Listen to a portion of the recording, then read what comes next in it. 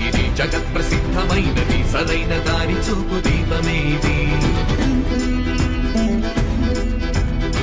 మురారి బోధనే మరి విముక్తి సాధనం ఇది నీ భక్తి శ్రద్ధలన్నీ నిలుపమన్నది కలికి నువ్వు వణికిపోయే రోజు ఒకటి ఉన్నదంటూ ముందుగానే నందలాల చెప్పినాడులే